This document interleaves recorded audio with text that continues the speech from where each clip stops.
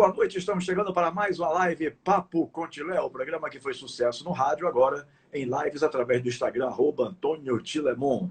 E logo após a apresentação desta live, nós deixaremos a live no nosso IGTV do Instagram e amanhã ela será arquivada definitivamente no canal do YouTube, que não é Antônio Tilemon. O canal do YouTube é Papo Contiléu, o nome do programa que foi sucesso no rádio por mais de 5 anos, com quase 1.000 entrevistados sendo levados ao vivo nos estúdios das rádios Tudo FM e Metrópole FM, que foi a minha última emissora. Bom, inclusive eu peço a vocês que curtam lá o nosso canal do YouTube, né? Vejam que lá temos todas as 140 e poucas lives já feitas de 5 de maio para cá, né? Depois que eu me aposentei do rádio, eu comecei as lives em 5 de maio. Então, todas essas lives estão lá arquivadas. No momento que você quiser assistir, você pode assistir qualquer uma, porque todas estão lá, entendeu? Não há nenhuma que tenha deixado de ser colocada no nosso canal do YouTube. Então, as pessoas que, porventura, não conseguirem assistir no horário, podem assistir lá. Se não puderem também, que vai ficar umas 12, 15 horas no nosso canal do Instagram, no IGTV do Instagram. Mas depois disso, ela fica, a partir de amanhã, arquivada definitivamente lá no nosso canal do YouTube, o canal Papo Contiléu. Muito bem. Como eu dizia, aliás, como eu já disse algumas vezes aqui, lá na Rádio Metrópole, eu era obrigado a falar de futebol, né? Porque os Kertes achavam que a minha cara é a cara do futebol. Então, não, você não pode falar de outro assunto. Eu tentei fazer esse tipo de Papo Contiléu lá, na Rádio Metrópole, né? Mas lá tinha programa de saúde e tal, tinha outros segmentos que falavam também de diversos assuntos. Mas aqui, como a live é nossa, né, a gente fala sobre qualquer assunto que seja interessante. Existem temas fantásticos que precisam ser abordados, que trazem um conhecimento maior para as pessoas que nos veem, né? E a intenção dessas lives diferentes da época do rádio, é exatamente isso: trazer assuntos que ajudem as pessoas, né, a ter um esclarecimento melhor sobre esses novos assuntos que eu tenho trazido aqui. Inclusive, a primeira live foi com a nossa queridíssima Marcela Luiz, no dia 5 de maio, não esqueço da data, né? A nutricionista Marcela Luiz, que foi a primeira convidada que eu tive aqui na live Papo Contiléu. Mas hoje eu trago o Dr. Marcelo Cortes, que é especialista em pés e tornozelo, né? Ele vai nos falar sobre as patologias dos pés e tornozelos aqui a partir de agora. Eu não sei se essa seria a pergunta mais adequada, mas eu sei que será uma resposta longa e pode ficar à vontade, doutor, porque aqui eu falo muito no início, para poder os seguidores irem entrando, né? Mas a partir da primeira pergunta, eu procuro ser o mais objetivo possível, porque o espaço aqui é do convidado, não é meu. Eu apenas sou o interlocutor. Então, eu não sei se essa primeira pergunta seria... Eu acho que ela é muito ampla, né? Mas quais seriam as principais patologias que ocorrem nos pés e nos nossos tornozelos? Boa noite, doutor Marcelo. Obrigado. Boa noite. Boa noite. Tilé, é um prazer enorme estar participando aqui desse papo, né? Como você disse, isso é um papo, né? Isso aqui não é uma consulta, não é uma aula, é um papo, né? E para mim é realmente muito gratificante poder tirar essas dúvidas não só suas, como também do seu público, né? A gente tem uma vida dentro do consultório muito associada às patologias do pé e tornozelo, e a gente tem uma frequência muito grande de algumas patologias em específico, né? Sem sombra de dúvida, as patologias chamadas de tendinite, que são as inflamações nos tendões, e nos pés a gente tem muitos tendões, mas as tendinites do tendão de Aquiles, as fasciites plantares, que são as inflamações numa estrutura do pé chamado fáscia plantar, e as dores não só no calcanhar, como também na parte de baixo da frente do pé, que a gente chama de metatarsalgia. Então, esse é o grosso, sem sombra de dúvida, de todo especialista de pé e tornozelo, não só eu, como qualquer outro especialista de pé e tornozelo, e que a gente se depara muito frequentemente na nossa prática diária. Uhum. Inclusive, como eu falei aqui no início, eu hoje procurei ler muito sobre essas patologias, né? Para que eu pudesse, pelo menos, guiar algumas perguntas, né? Claro. Fora as perguntas que chegam ou que chegarão aí das pessoas que estão nos seguindo. E aí eu li lá num determinado momento um texto que diz assim: a maioria dos problemas do pé resulta de distúrbios anatômicos ou funções anormais das estruturas articulares ou extra-articulares. os ossos do pé, me parece. Troca isso aí em miúdos para a gente, doutor. Quer saber? Isso aí, na verdade, o que quer dizer assim? O pé, ele é composto de 28 ossos grandes, né, e ossos pequenininhos. Desde o tornozelo, que é a união da perna propriamente dita com o pé, até a pontinha do dedo, nós temos 28 ossos, normalmente. 28 ossos. Esses ossos, eles se articulam entre si. E essas articulações, imagine 28 ossos se articulando entre si, imagine o quanto de articulação você tem aí. Então, essas articulações, esses ossos funcionam em conjunto para fazer com que o pé tenha uma mecânica satisfatória. Essa mecânica ela é essencial, uma harmonia dessa mecânica é essencial para que as forças sejam passadas da perna para o pé e do pé para a perna. Né? Porque você tem esse efeito, né? Quando você anda, você transmite forças de cima para baixo e de baixo para cima. Então é lógico que, diante de tantas articulações, de tantos ossos, a gente tem uma gama enorme de possibilidades de ter alguma quebra da harmonia entre esses ossos, não só entre os ossos entre si, mas também da mecânica entre esses ossos, fazendo com que as patologias comecem a ocorrer. Então imagine que você, tendo uma alteração da morfologia, uma anomalia anatômica desses ossos, né, ao nascimento, como é muito comum, por exemplo, nos pés que a gente chama de pé torto congênito, aquela criança que nasce com o pé tortinho e ela é tratada ao longo da vida, mas pode evoluir com um defeito da formação desse osso do pé. Imagine que essa mecânica vai estar alterada e esse indivíduo pode desenvolver uma dor, uma patologia futura nesse pé. Imagine que um músculo funcione de uma forma inadequada, um músculo que se insere nesses ossos funcione de uma forma inadequada. Imagine que os movimentos do pé eles são baseados em músculos que muitas vezes são antagônicos. Um músculo faz uma função, o outro faz outra função, que na grande maioria das vezes elas se antagonizam para deixar uma harmonia.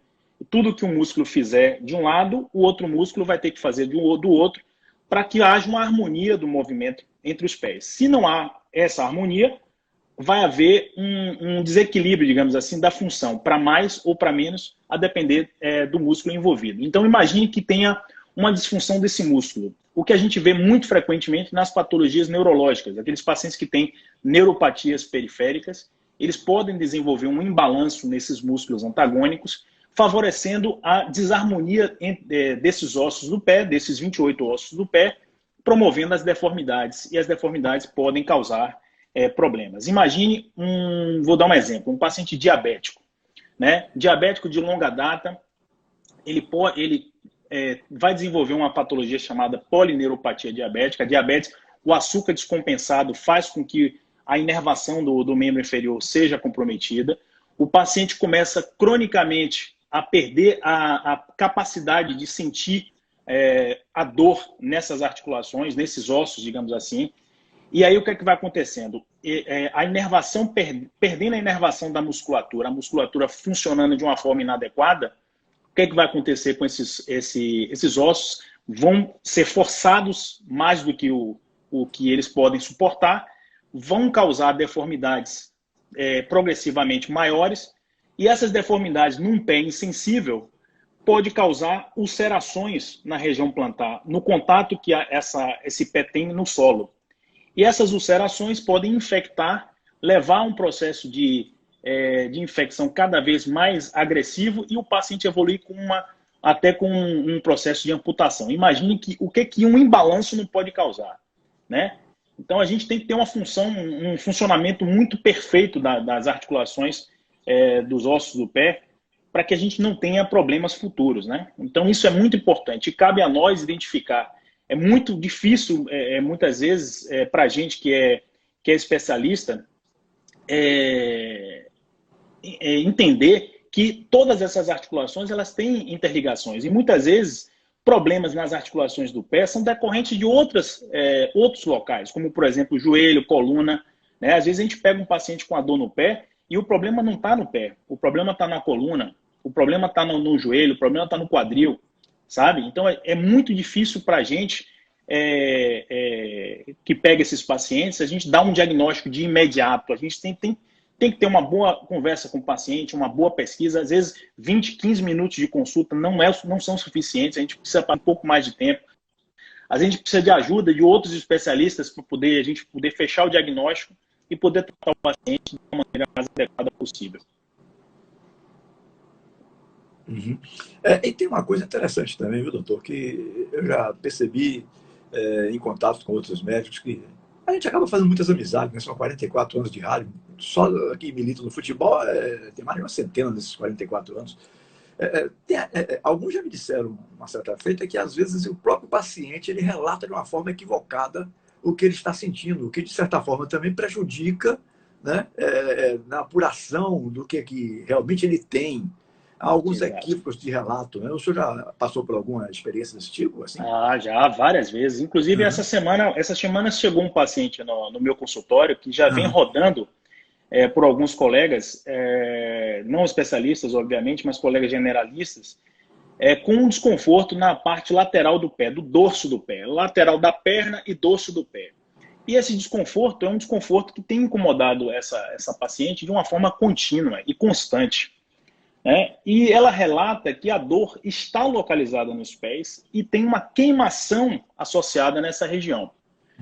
Quando a gente vai examinar a paciente, a gente que é especialista, a gente levanta algumas lanternazinhas, a gente acende algumas lâmpadazinhas da dúvida quanto à possibilidade dessa patologia ser relacionada ao pé, especificamente, ou ela estar localizada no pé, mas não ser do pé propriamente dito.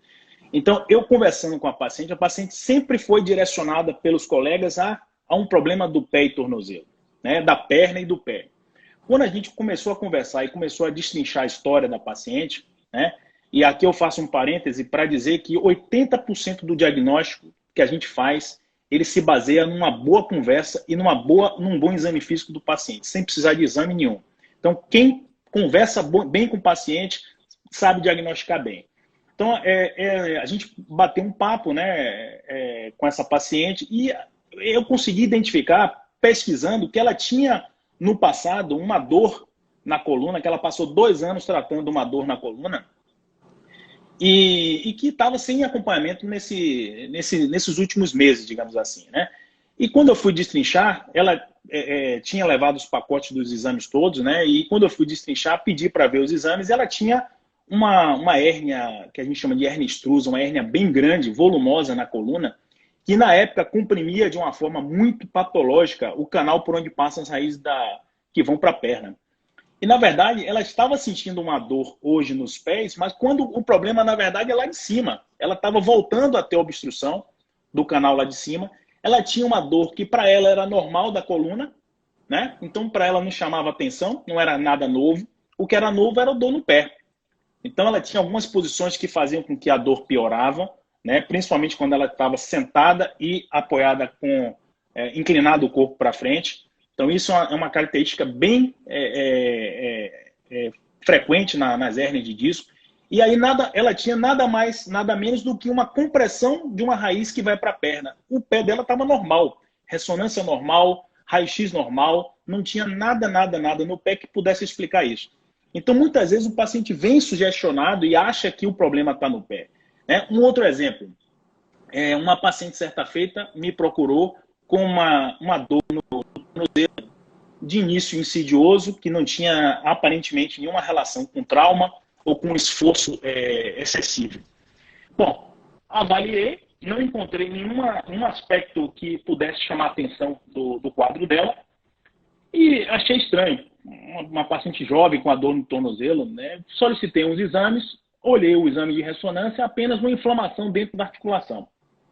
Eu tive que pedir, como eu falei anteriormente, pedir ajuda a outros colegas. Eu encaminhei essa paciente para um reumatologista. E um reumatologista que eu tenho de referência aí. Então, o reumatologista me contrarreferenciou essa paciente com o diagnóstico de artrite reumatoide. Então, ela iniciou o quadro de artrite reumatoide, um reumatismo, né, através de uma artrite, uma inflamação na articulação do tornozelo. Tá? Então, o problema dela é da ortopedia? Não. É do pé e tornozelo? Não, não é da minha especialidade, é da reumatologia. nada do que eu fizer vai tratar a artrite reumatoide. Quem tem que tratar é o reumatologista. Então, ela vai ficar comigo perdendo tempo. Então, ela vai tratar com o reumatologista, que vai indicar a melhor terapia medicamentosa para esse tipo de situação, para fazer com que ela pare de ter a inflamação na articulação. Obviamente que tem casos mais graves de artrite reumatoide, que formam um tecido inflamatório dentro da articulação que começa a comer, a desgastar, digamos assim, a cartilagem. E muitas vezes o reumatologista, que não é cirurgião, tem que fazer uma contra-referência para a gente, que é da especialidade, para a gente poder tirar esse tecido inflamatório agressivo, que é chamado de pânios, que agride a cartilagem, destrói a cartilagem. E se a gente não fizer nada cirurgicamente, o paciente termina perdendo a articulação, né? E isso é uma complicação nefasta. Uhum. Lá atrás um pouquinho, o senhor falou que a diabetes é um dos principais inimigos, digamos assim.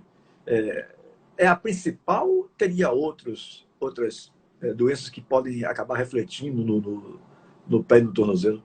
Não, tem outras, né? A diabetes, digamos assim, por ela ser mais incidente, né, muito frequente no nosso meio, ela é a mais vista, digamos assim. Mas você tem outras patologias, menos frequentes talvez, mas que podem causar também o que a gente chama de neuropatia periférica, né? As doenças neurológicas, obviamente, né? E a gente tem um nomezinho difícil de falar, são 3 nomes que tem que é uma doença chamada Charcot-Marie-Tooth, que faz com que... Charcot-Marie-Tooth é uma doença neurológica. Inclusive, hoje eu peguei uma paciente com diagnóstico desse. É uma doença neurológica e que altera a inervação sensitiva e motora dos pés, promove alterações morfológicas, como, por exemplo, o pé cavo, que o pé cavo é um pé com a cava exagerada, né? Aquela cava do pé, aquele arco plantar. Então, esses pacientes têm uma tendência a fazer uma deformidade progressiva e terminam tendo complicações funcionais severas. Outro problema também, um paciente que certa vez foi para mim com um diagnóstico de polineuropatia diabética, que ele tinha um açúcar alterado. Quando nós fomos avaliar em conjunto com a endocrinologia, a gente descobriu que o paciente não tinha, na verdade, uma diabetes, ele tinha apenas uma intolerância à glicose, que é um açúcar alto, porém não tão alto a ponto de diagnosticar diabetes. E esses pacientes, eles não costumam fazer ataque à inervação, eles fazem um ataque à inervação apenas quando eles têm uma diabetes descontrolada, descompensada, na grande maioria das vezes, a longo prazo. Só que a gente, na conversa com o paciente, a gente percebeu que o paciente ele tinha problemas com álcool. E ele era um alcoólatra inveterado. Ele bebia muita bebida destilada. Então, ele fez, na verdade, uma neuropatia periférica pelo álcool, né?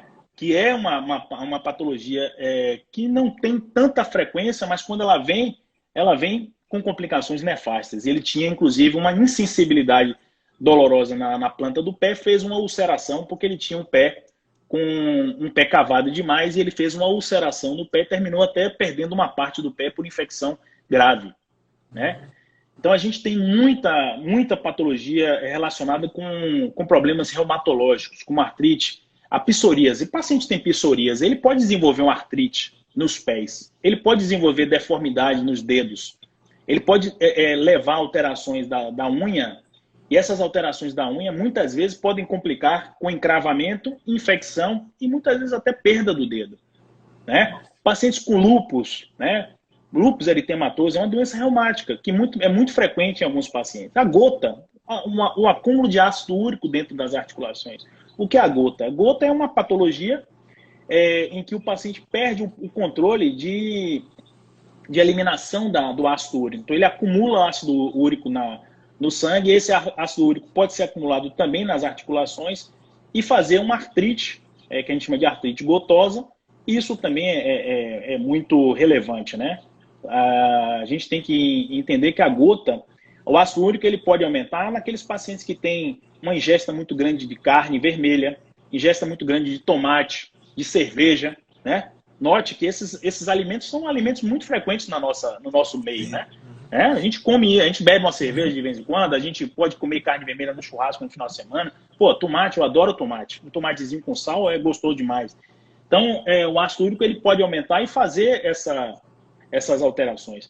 E como a Raedma está falando aí, que é uma paciente minha, inclusive, um abraço, Raedma, as doenças que são muito frequentes no nosso meio, principalmente nesse primeiro semestre, em meados do primeiro semestre, essas chamadas arboviroses, né? A dengue, a chikungunya, a zika. A chikungunya é terrível, né?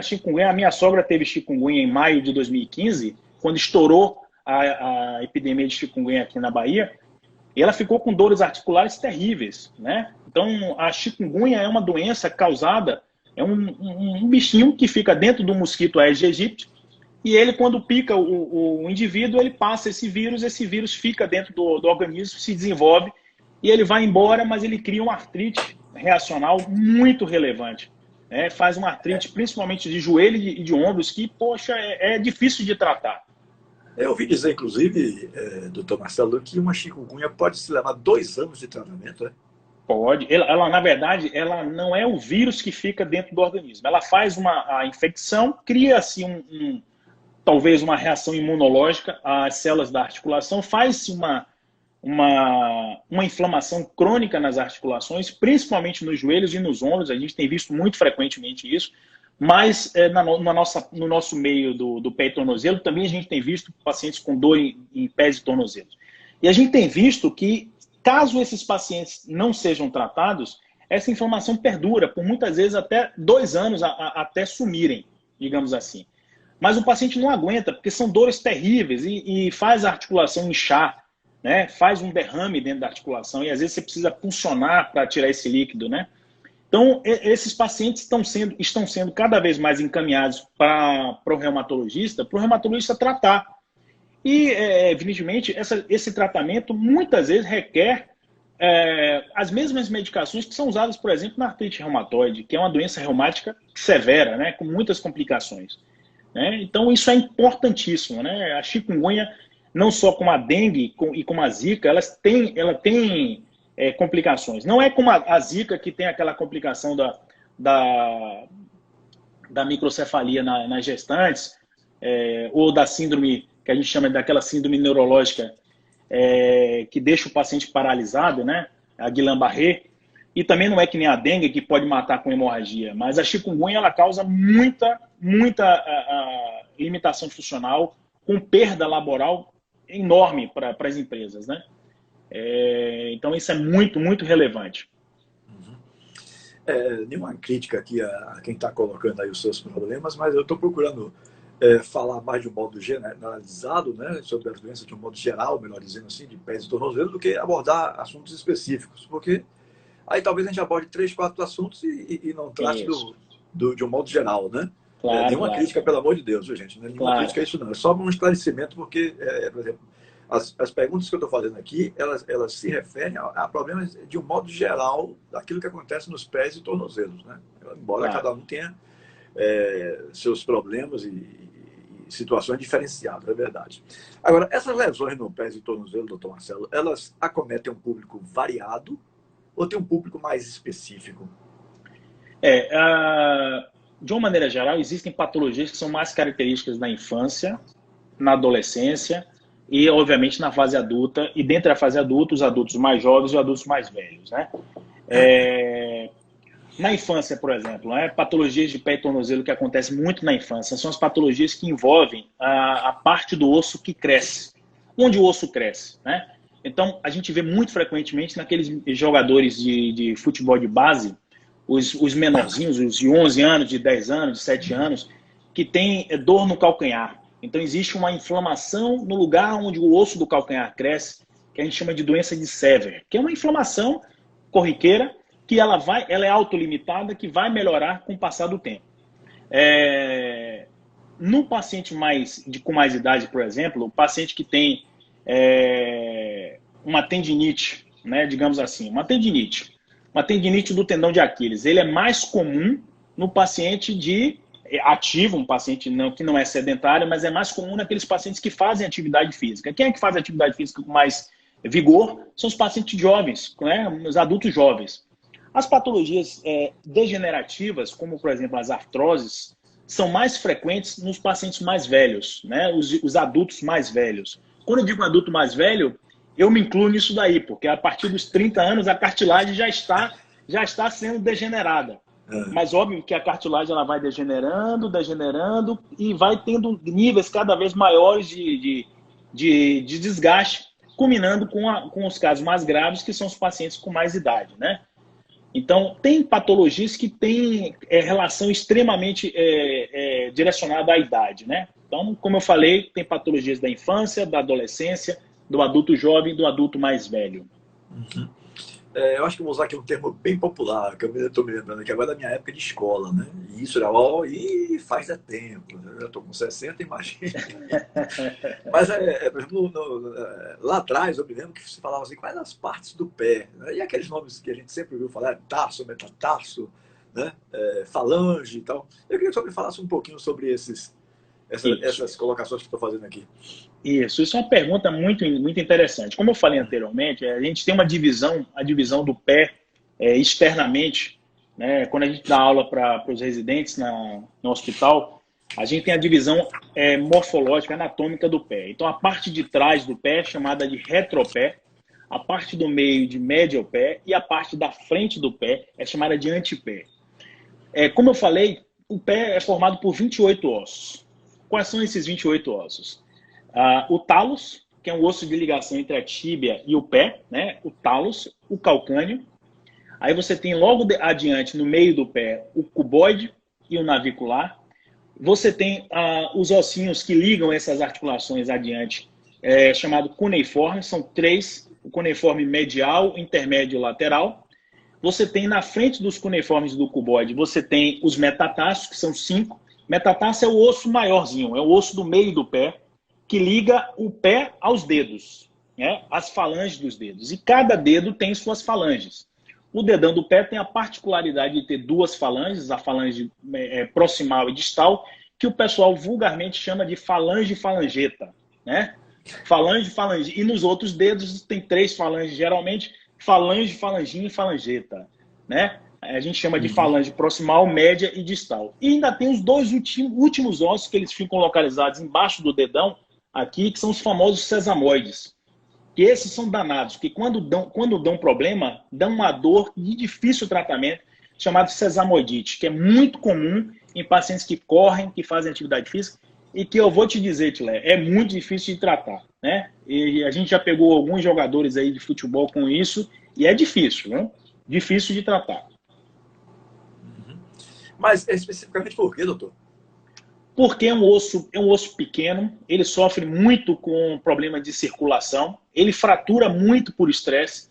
Quando eu chamo fratura por estresse, eu vou abrir um parêntese depois, mas ele tem dor com muita frequência e você não consegue cicatrizar ele com um tempo muito curto. Então, às vezes, você precisa de 6 meses, 1 ano para tratar, e o paciente sentindo dor, sentindo desconforto, e aí não consegue desenvolver. E muitas vezes essa falha do tratamento, muitas vezes indica a necessidade de se retirar o sesamoide. Se a gente faz uma cirurgia para retirar o sesamoide. Retirar mesmo, a gente retira o sesamoide para poder o paciente ficar sem dor. E aí eu abro um parêntese para falar um pouquinho, se você me permite, das fraturas por estresse. Fique à vontade. Né? A fratura por estresse, ela é uma lesão que, ao contrário do que muitos pensam, ela não é do estresse, do estresse do osso, eu estou retado, o osso está retado, não. É um estresse mecânico, né? Quando eu chamo de estresse mecânico. O osso é uma estrutura viva, porém rígida. Como qualquer estrutura rígida, ela é sujeita a cargas cíclicas. Se você pegar uma pilastra de um prédio e balançar o prédio, essa pilastra ela vai ter uma certa resistência à carga cíclica. Vai chegar um momento que ela não vai aguentar e vai partir. Nesse momento que ela parte, o prédio pode cair. O osso não é diferente. O osso ele tem uma resistência à carga cíclica. Né? Bom, se chegar um momento que essa carga não for suportada pelo osso, ele vai trincar. E esse trinco do osso, que é chamado de fissura, é chamado de fratura por estresse. Por estresse o quê? Estresse mecânico do osso. Na grande maioria das vezes é por sobrecarga de uso, um overuse, que a gente chama de um treino excessivo, né? Ou pode ser uma carga normal, só que num osso patológico, um osso enfraquecido. Onde é que a gente vê o osso enfraquecido? Nos pacientes que têm problemas de densidade do osso, como uma osteoporose, por exemplo. A deficiência da vitamina D enfraquece o osso também. Então, pacientes que têm vitamina D baixa ou que têm problemas com osteoporose, ele pode desenvolver uma sobrecarga no osso e fazer com que esse osso seja fraturado por insuficiência ou por estresse, se ele tiver um osso normal e ser submetido a uma carga exuberante, como, por exemplo, na atividade física exuberante, sem controle, que a gente chama de overuse. Uhum. Você falou em resistência, ossos e tal. E aí vem a pergunta, desculpa a ignorância do macaco, nós temos músculos nos pés? Nós temos músculos no pé, sim, né? A musculatura do pé, a gente sempre gosta de falar com os alunos que os músculos, o pé, na verdade, ele tem os músculos chamados extrínsecos, que são aqueles músculos que se originam fora do pé e vão até o pé para poder fazer a sua função, né? Por exemplo, tendão de Aquiles. O músculo da panturrilha é um músculo que não se origina do pé, mas ele termina no pé, no osso do calcâneo. E tem os músculos intrínsecos do pé, que são aqueles músculos que são originados no pé e eles se inserem no pé. Então, em cima do pé, nós temos apenas dois músculos que a gente chama de são músculos extensores. Em cima do pé, no dorso do pé. Só tem dois, que são chamados extensores. O curto e o longo. O extensor curto dos dedos e o extensor curto do hálux. O hálux é o dedão do pé. E embaixo é que você tem a grande massa de músculos. Aí você tem uma porção de músculos aqui embaixo na sola do pé que fazem todos os movimentos dos dedos. Dos dedos, né, para baixo. Os músculos que fazem o movimento para cima dos dedos, eles geralmente são músculos que estão presentes na perna e não no pé propriamente dito, entende? Então tem muito músculo no pé. A gente, quando a gente faz a cirurgia, a gente abre a pele, na hora que a gente abre a pele, a gente já se depara com músculo. Então, é muito bacana de se ver. A anatomia do pé, não é à toa. Eu estou falando com o pé com a boca cheia de saliva mesmo, porque pé e tornozelo é uma coisa maravilhosa. Já que a gente está falando muito de pé, eu vou fazer mais uma pergunta sobre o pé, mas queria passar depois um pouquinho mais para a gente focalizar mais no tornozelo também. Claro. E aí eu fiquei curioso com aquela informação que o senhor me deu. Você pode ter um pé encurtado. O que seria isso, doutor? O que é isso, pé encurtado? O que a gente chama de pé encurtado, na verdade, é um encurtamento das estruturas que grudam no pé propriamente dita, né? Então, na hora que a gente faz a avaliação de um paciente com patologias do pé, um paciente vem no nosso consultório, a gente sempre avalia a presença de encurtamento das estruturas que vão para o pé. A gente avalia basicamente duas estruturas. O tendão do Aquiles, que é o tendão formado pelos músculos gastrocnêmio e sóleo, que são músculos da panturrilha, da famosa batata da perna, e o encurtamento da parte plantar do pé, que a gente chama de fáscia plantar, que é uma estrutura que tem na sola do pé. Então, o encurtamento dessas duas estruturas são responsáveis por uma porção de situações dolorosas no pé e que a gente tem que tratar isso daí para que o paciente não sinta dor. Então, quando a gente chama de encurtamento do pé, o encurtamento dos tendões que vão para o pé, é exatamente isso aí que a gente quer dizer. Bom, agora vamos falar um pouquinho mais de tornozelo, né? Para poder dividir. Quais são as partes do tornozelo, né? Bom, o tornozelo, ele essa é uma pergunta muito boa.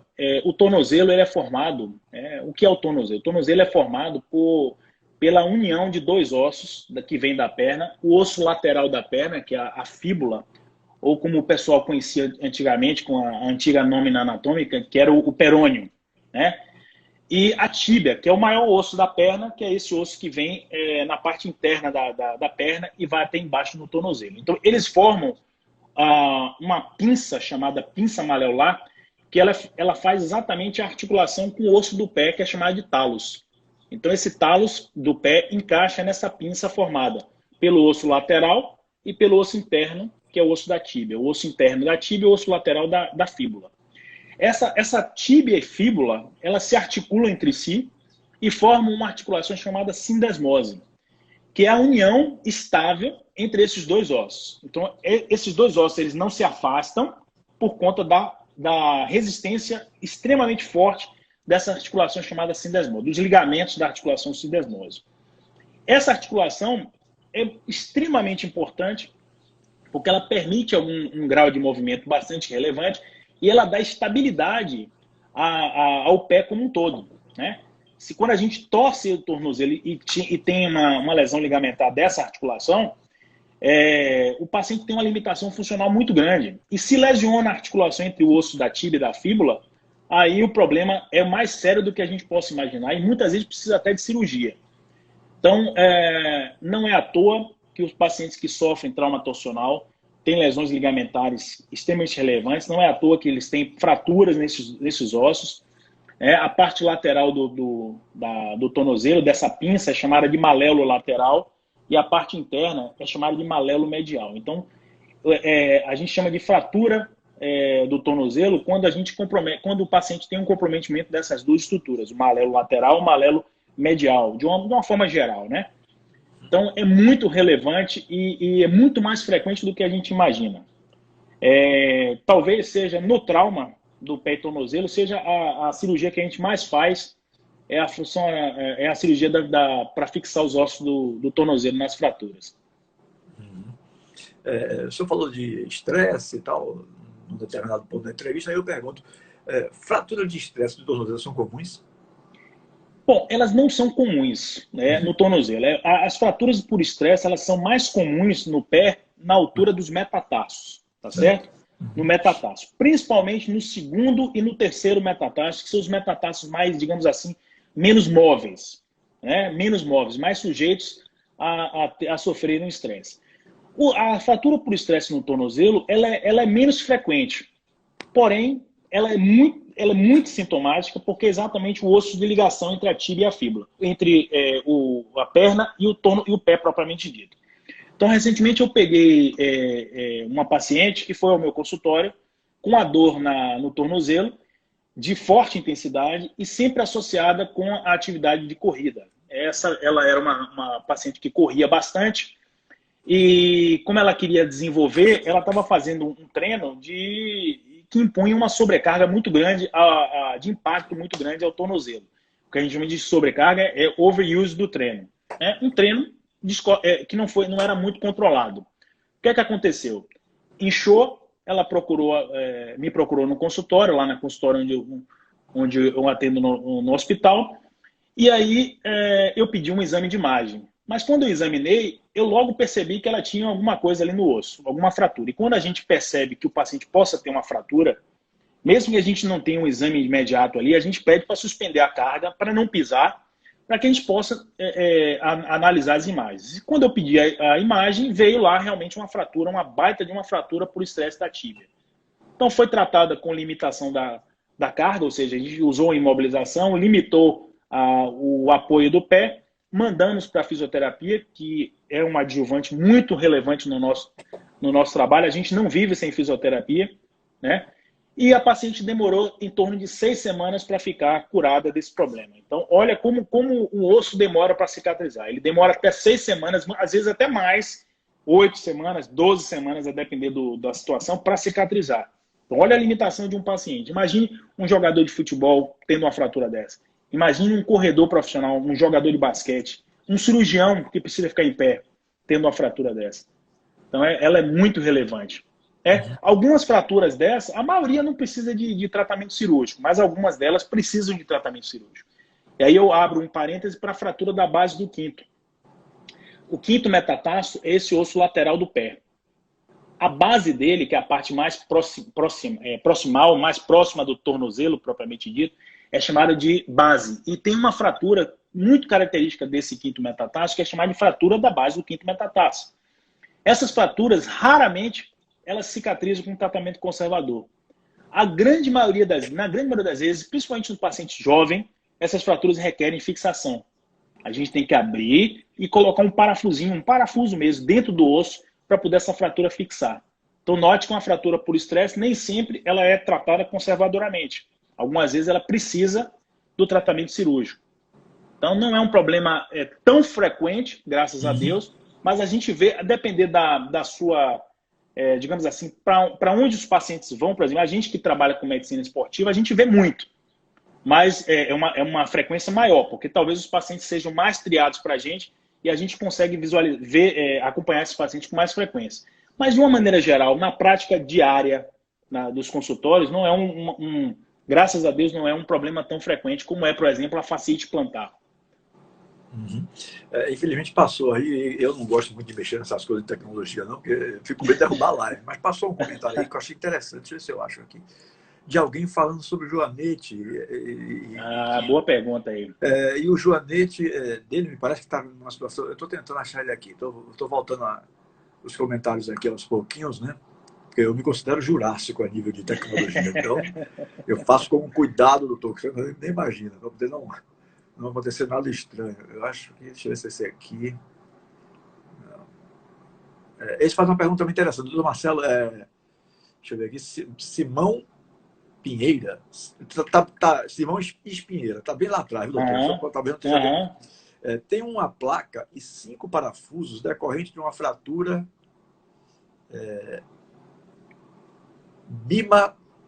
bimaleolar. Isso aí mesmo. Vocês têm fratura do tornozelo. Há 20 anos. Não me atrapalha na realização de atividades normais como correr, jogar tênis. Posso passar vidas sem retirar? Não sei se ele concluiu. Olha, aí a pergunta. Essa pergunta é uma pergunta que ela é muito... Sem retirar a placa, né? Sem retirar a placa. Ele está querendo saber se precisa tirar. Isso é uma pergunta muito frequente. A gente tem a obrigação de informar isso ao paciente quando a gente coloca uma placa. Em tese, Tilé, não existe nenhuma recomendação formal para que um paciente que é submetido a uma cirurgia de fixação de fratura do tornozelo, que ele retire a placa quando a fratura já estiver cicatrizada. Não tem essa recomendação formal na nossa sociedade. Existem algumas situações e algumas escolas que retiram as placas que são colocadas, especialmente nos pacientes jovens, porque esses pacientes podem estar sujeitos a novos traumas, né, como, por exemplo, outras fraturas, e na presença de uma placa, isso agregaria uma dificuldade técnica maior na hora da gente executar o tratamento. Então, algumas escolas tiram a placa, mas eu vim de uma escola e eu exerço essa sistemática de não tirar a placa de um paciente que eu opero com a fratura do tornozelo, por julgar que não haja necessidade, apenas se o paciente tiver um desconforto e o desconforto for relacionado a essa placa. Mas esse paciente especificamente, se ele não sente nada e faz atividade física regularmente, ele vai ficar aí com a placa pro resto da vida, até o último suspiro da vida dele. Um abraço aí pro pessoal da Unirbão da Massa, torcida organizada da Unirb. Está todo mundo ligado. Um abraço para vocês aí. Eu fui voltando aqui para poder achar. O problema é que essas letrinhas são muito miúdas para o meu problema de visão e às vezes eu não consigo ler de forma correta. Alixson, parece que é Alixson Silva. Alixson Silva. Doutor Marcelo, boa noite. Eu tenho joanete, foi essa que eu estava falando antes. Dói muito. Nesse caso, é cirúrgico? Com dores frequentes no joanete? Pronto. Essa é uma pergunta extremamente relevante, né? São as mesmas perguntas que o paciente me faz e eu costumo responder da seguinte forma. Eu lido na prática clínica com medicina baseada em evidência. Eu não faço nada na minha prática de achismo. Eu sempre sigo o que existe na literatura de recomendação. O que existe de recomendação para joanete?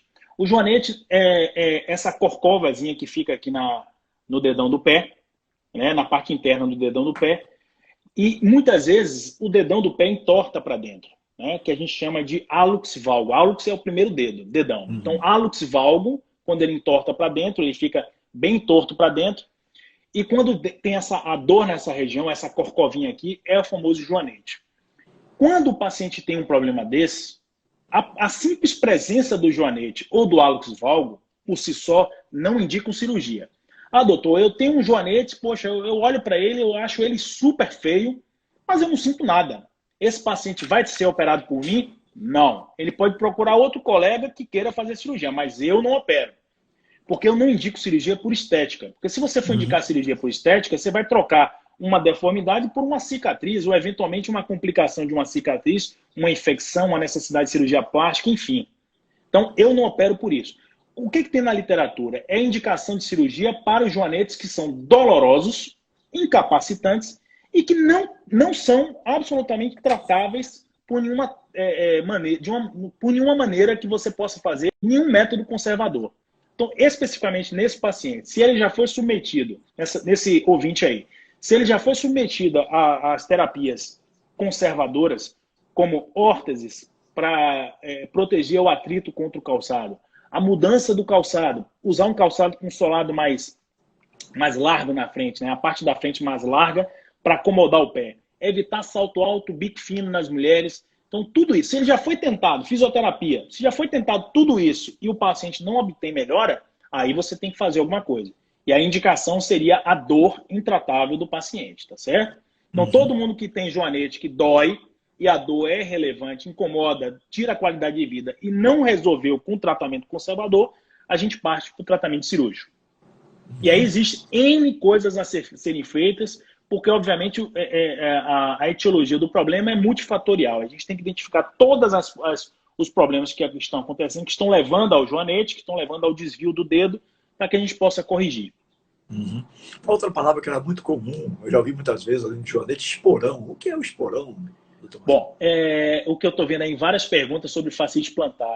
Eu estou deixando esse assunto um pouquinho mais adiante, que eu já tenho algumas perguntas aqui sobre isso.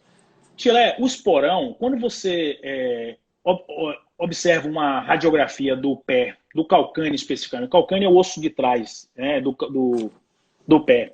Quando a gente olha uma radiografia de lado, a gente observa que atrás forma uma imagem, como se fosse uma calcificação na inserção do tendão de Aquiles. Essa imagem de lado, ela parece com uma espora de um galo, né?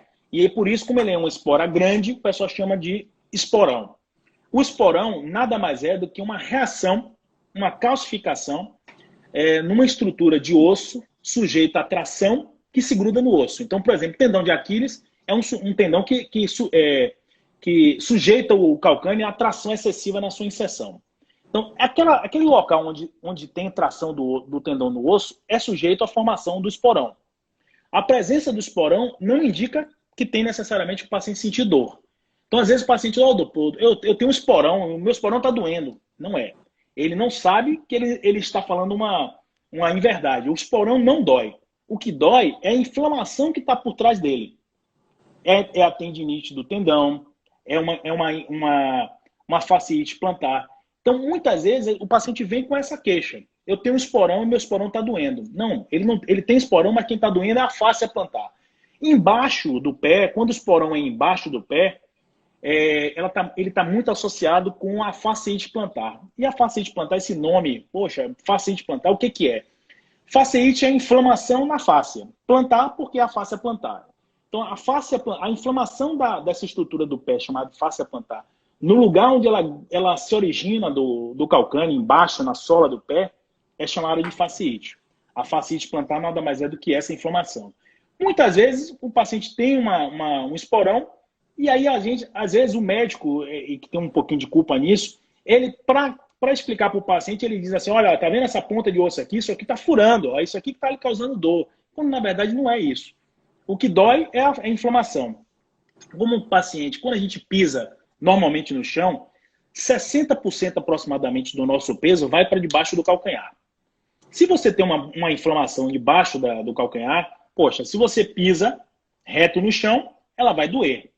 Então, por isso que às vezes a gente indica a elevação da pisada com o uso de um calçado mais alto atrás. Então, a mulher usa uma anabela. O homem não pode usar uma anabela, né? O homem não usa esse sapato com um salto mais alto atrás. E, apesar de que existem alguns calçados masculinos que têm uma altura mais alta atrás. Mas quando isso não pode ser feito, a gente geralmente indica o uso de uma calcanheira de silicone, né? A calcanheira de silicone, além de permitir um impacto mais brando no chão, na área que está doendo, ela permite também a elevação da parte de trás. E a gente observa que quando a gente pisa um pouquinho mais elevado atrás, o peso que antes era 60% incidido aqui no calcanhar, ele vai para frente, ele joga para frente. Então, o paciente tem uma tendência a diminuir a intensidade da dor, né? Então, na grande maioria das vezes, esses problemas de esporão, que a gente chama de fascite plantar, estão associados com encurtamento excessivo, que eu falei lá atrás. Encurtamento excessivo do tendão de Aquiles, da fáscia plantar. E o que a literatura traz é que a única coisa que tem bons resultados, resultados mais duradouros a longo prazo, é a fisioterapia com ênfase no alongamento dessas estruturas. Por isso que o fisioterapeuta é importantíssimo na nossa vida, na nossa prática diária. Então, o simples fato do paciente ser submetido a um alongamento progressivo dessa estrutura faz com que ele vá melhorando progressivamente. Isso, às vezes, demora 6 meses para isso acontecer. Então, muitas vezes, o paciente chega para a gente pede para voltar com 6 semanas, ele não melhorou e achou que está muito tempo. Pô, já tratei muito tempo e não melhorou. Poxa, doutor, e muitas vezes nem volta para outro colega porque acha que a gente não está fazendo a coisa certa. Quando, na verdade, eu explico sempre para o paciente, tenha perseverança, continue o tratamento, porque isso vai demorar em torno de 3 a 6 meses para poder passar. Uma coisa que a gente recomenda assim, para o alívio imediato, o alívio precoce da dor, não é para tratar, é para aliviar o desconforto num momento que o paciente esteja com muita dor no pé, por conta da fascite, é pegar uma garrafa PET dessas de água mineral ou de refrigerante, dessas pequenininhas de 500 ml, 600 ml, pôr água de torneira no freezer para empedrar. Quando ela estiver empedrada, põe no chão, sentado do jeito que a gente está aqui, põe ela deitada no chão e fica rolando o pé em cima dela. 20 minutinhos, de manhã, à tarde e à noite. Isso ajuda muito ao desconforto, né? E uma outra coisa, muitos pacientes desses, eles têm uma tendência a terem dor mais lancinante, mais exacerbada na primeira pisada do dia. Então, eu dormi bem, acordei, botei o pé no chão, puxa, doeu mais. Poxa, isso é insuportável. Mas ao longo do dia, a fáscia vai acomodando mais e aí o que vai acontecendo? Essa dor vai diminuindo. Então, essa primeira pisada, essa dor da primeira pisada do dia, ela pode ser amenizada com um simples alongamento matinal. Então, acordou, põe a perna em cima uma toalha na ponta do pé, uma toalha, um cinto, enfim, na ponta do pé, puxa com o joelho esticado, puxa o pé para trás, conta 20 segundos, relaxa. Mais um pouquinho, conta 20 segundos, relaxa. Faz isso 3 vezes antes da primeira pisada. Vocês vão começar a perceber que a dor da primeira pisada vai aliviando bastante com o passar do tempo. Uhum. Eu não sei se me distraí aqui em alguma coisa, e aí o senhor já está falando da fascite plantar, não é isso? Isso. É porque eu estava vendo aqui alguns comentários. Pablo Cerqueira dizendo que de parafuso ele entende, de parafuso no pé ele entende, que ele tem 2 placas e 8 parafusos. Esse é um paciente querido, é um paciente querido nosso. Neymar Serrão tem um interesse em saber sobre fascite plantar, e aí você vê que aparece aí uma Laura Tilemon, que é minha irmã. Também tem um interesse em saber sobre fascite plantar. Eu não sei se o senhor estava respondendo sobre isso, me desculpe, doutor, porque eu fui prestar atenção aqui.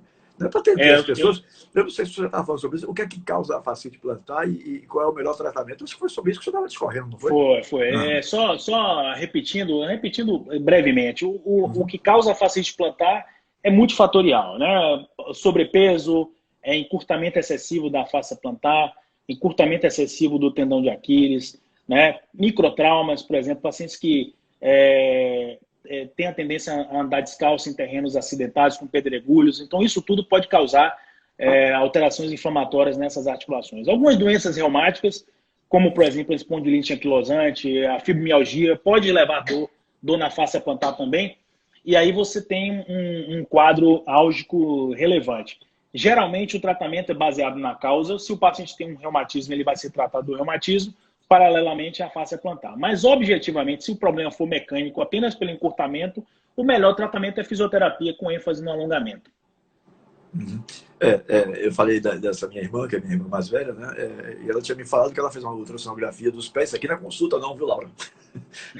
Aqui não é consulta não, mas é para ver se ele dá algum conselho. Laurinha, minha irmã. Ela fez uma ultrassonografia e não deu nada nessa parte. A médica só viu a fascite plantar, que ela acha que é mais para o calcanhar. Não deu neuroma de Morton, né? Como era a suspeita do médico. Só fascite plantar. Agora, ela pode dar, a fascia plantar pode dar sensação de ressecamento e repuxo no meio da sola dos pés até os dedos, doutor? Pode, porque a fascia plantar, ela é uma estrutura que ela não é uma corda, ela não é uma cordinha, ela é uma faixa, né? E essa faixa, ela vem desde o calcanhar e ela abre como se fosse um leque até a ponta dos dedos.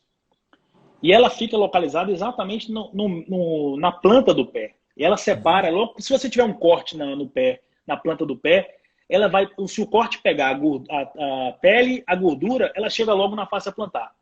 Então a face plantar é bem superficial. Se você fizer jogar o dedão para trás assim do pé, você palpa a sola do pé, você vai ver uma estrutura que enrijece. Essa estrutura é chamada de face plantar. Então a face plantar, se ela tiver bastante encurtada, qualquer atividade que você fizer que precise de um estiramento, de uma acomodação da cava do pé, você vai sentir. Você vai sentir um estiramento, você vai sentir isso. E aí, esse desconforto pode ser relacionado com a queimação, com a sensação de repuxo, com a sensação de estiramento. E é muito comum, mais do que a gente imagina, os pacientes terem esse problema e começarem a sentir dor, principalmente nessa época de pandemia, que muita gente foi para suas casas de praia e começaram a andar na areia da praia. Então, o pessoal que começou a andar na areia da praia veio muito para a gente com queixa de dor na sola do pé, justamente porque pisar na areia do pé, principalmente na areia da praia, principalmente se a areia for fofa, ela força muito a face plantar, ela estica muito a face plantar. E o paciente pode ter efetivamente uma reação inflamatória bem agressiva na região da face plantar. E a gente sabe que o local onde a face plantar mais dói é embaixo do calcanhar, porque é o local mais frágil dela. Quanto mais a faixa plantar estiver curta, mais a chance dela tem de inflamar na região onde ela é mais frágil, na região da sola do calcanhar. Doutor, por uma curiosidade, o que seria esse neuroma de Morton? Pronto. Neuroma de Morton é um nome dado a uma inflamação de um nervo que fica embaixo na sola do pé, entre a cabeça de um osso chamado metatarso e outra. Entre essa cabeça existe um nervo que normalmente é fininho, mas quando existe alguma patologia mecânica que age, que favoreça a hiperpressão, a superpressão dessa área daqui, o nervo pode inflamar, aumentar de tamanho e formar uma bola inflamatória chamada neuroma. Essa bola é chamada de neuroma. Morton porque foi descoberto por esse camarada chamado Morton. Então, essa bolinha inflamada do nervo, ela dá dor na região da sola do pé, entre a cabeça do osso e outro. É mais comum entre o terceiro e o quarto. Entre o terceiro e o quarto metatarso e entre o segundo e o terceiro metatarso. Esses são os locais de maior predileção. Essas bolinhas inicialmente dão uma dor, mas com o passar do tempo, com a progressão do problema, ele começa a ocupar um espaço cada vez maior, começa a ser comprimido cada vez mais veementemente, e aí começa a inervação falhar. Aí você começa a ter dormência ou queimação no trajeto do nervo, que é um nervo sensitivo. Então, geralmente, entre um dedo e outro, você começa a ter dormência, queimação, e quando ele é grande e você pisa, você pode sentir um choque pelo aperto do nervo. E esse choque é o que é característico do neuroma de Morton, na fase mais avançada. Minha querida nutricionista, que bom vê-la aqui na nossa live, Marcela Luz, ela pergunta, doutor Marcelo, o tipo de pisada interfere na corrida? Basicamente, sim, você tem pisadas que são mais compatíveis com bom desempenho do que outros. Mas, de uma maneira geral, a interferência que a pisada tem na corrida, ela pode ser melhorada, pode ser suplantada por um bom preparo, por uma boa fisioterapia, na tentativa de você corrigir essas deficiências, ou então com um calçado adequado para o tipo de pisada. Existem basicamente as pisadas neutras, as pisadas cujo pé pisa naturalmente todo reto no chão. Existem as pisadas pronadas, que o pé ele chapa para dentro, e as pisadas supinadas, que ele pisa mais com a parte lateral do pé. Então, se o atleta que quer fazer corrida, ele vai de fato investir na corrida, ele tem que fazer um preparo para que esses pés sejam não corrigidos, mas sejam melhorados a dinâmica da mecânica, com fortalecimentos, com alongamentos, etc. E durante a corrida o atleta execute o movimento com o tênis adequado para determinada pisada. Existem tênis adequados para pisada pronada, tênis adequados para pisada supinada. Mas, basicamente, a interferência é essa, né? Basicamente, desses 3 tipos. O senhor falou aí, doutor Marcelo, sobre usar uma garrafinha de 500, 300 ml de água, tal, botar para ficar congelada, tal, e passar no pé. E aí eu me lembrei que antes eu ouvia falar muito, hoje em dia eu nem tenho ouvido falar tanto de escalda-pés, né? O que difere uma coisa de outra? Que tipo de doença, por exemplo, difere se usar o escalda-pés e a outra usar a garrafinha com água congelada? Bom, basicamente, Tilé, a gente usa muito o gelo. O gelo é analgésico natural, então ele pode ser usado tanto nas patologias inflamatórias quanto nas patologias traumáticas. Nas patologias traumáticas, a gente prefere o gelo, porque o gelo, além de ser um analgésico, ele é vasoconstrictor, ele fecha os vasos. No trauma, é muito comum ter sangramento de pequenos vasos. Então, quando você usa o gelo, além dele limitar o sangramento desses vasos, ele também age como analgésico. Mas ele pode ser usado também numa patologia, por exemplo, numa artrose, né? É analgésico natural.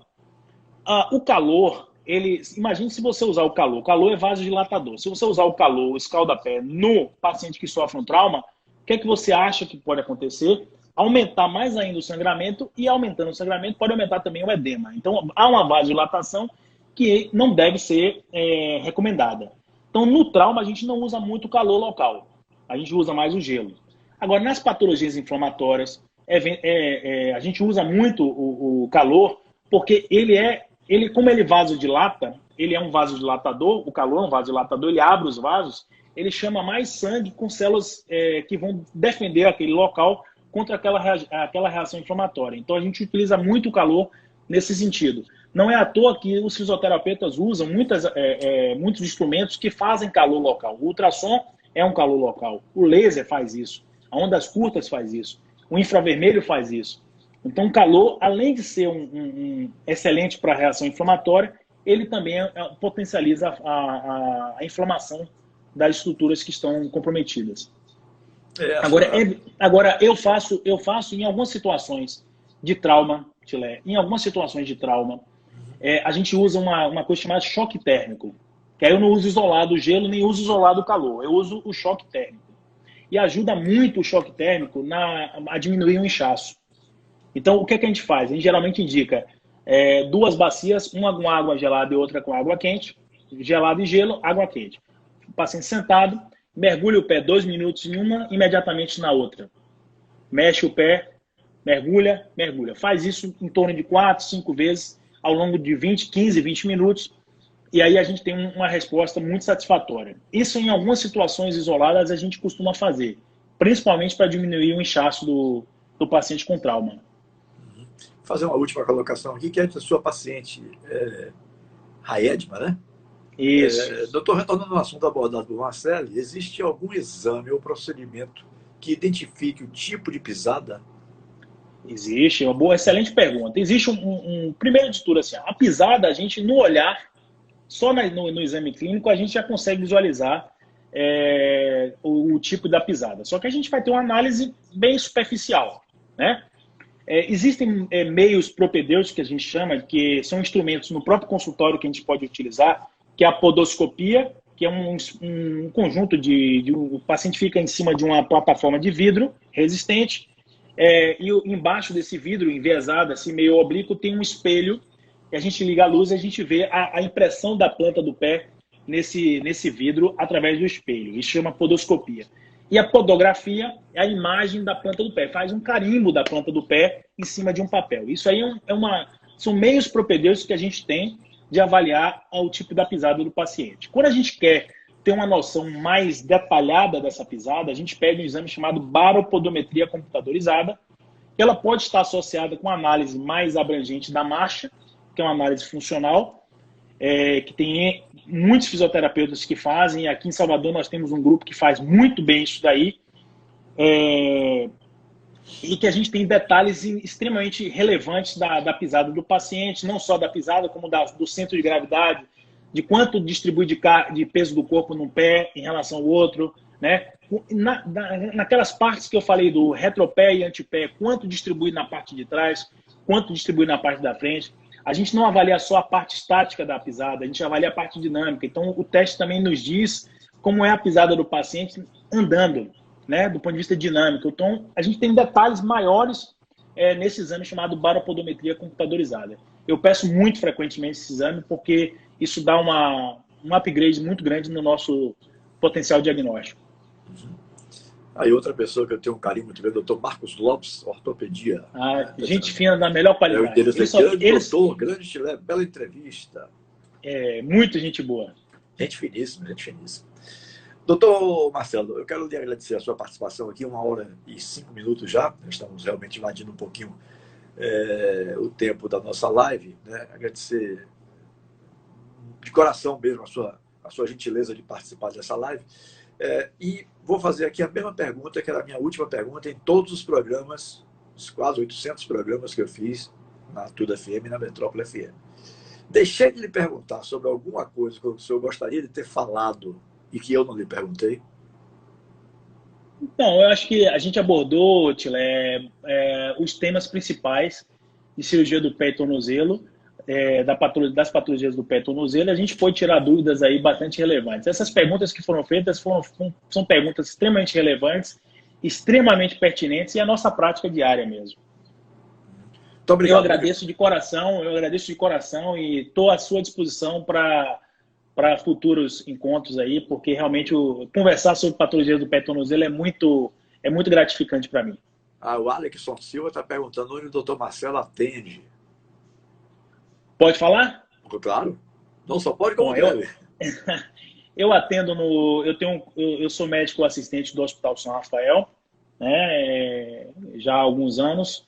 Sou médico assistente do pé e tornozelo lá, então no Hospital São Rafael eu atendo um ambulatório de pé e tornozelo lá. Tem um consultório também no Centro Médico do Aliança, no terceiro andar, na sala 303, no Instituto Lapão, o instituto que eu faço parte, e tenho a honra de dividir o espaço com o Dr. Lapão, que é um ícone da ortopedia baiana, quem sabe até brasileira. E tem um consultório também como zagueiro do Botafogo de Salvador. Pois ali foi um excelente jogador. Pena que o joelho está bichado. E atendo também no centro de atendimento à medicina esportiva, em que eu faço um ambulatório de pé e tornozelo, mas atendo também pacientes do esporte, que é no Centro Médico do Hospital da Bahia, na clínica chamada Ortoclinic. Fica no terceiro andar lá. Então, eu estou à disposição de vocês. Será um prazer enorme se vocês tiverem qualquer dúvida de bater um papo, não uma consulta, um papo comigo para a gente poder discutir as patologias. Ok, querido. Muito obrigado, então, pela sua participação aqui. Um grande abraço, doutor Marcelo. Grande abraço. Obrigado por todos os participantes aí. Grande abraço mesmo. Boa noite a todos.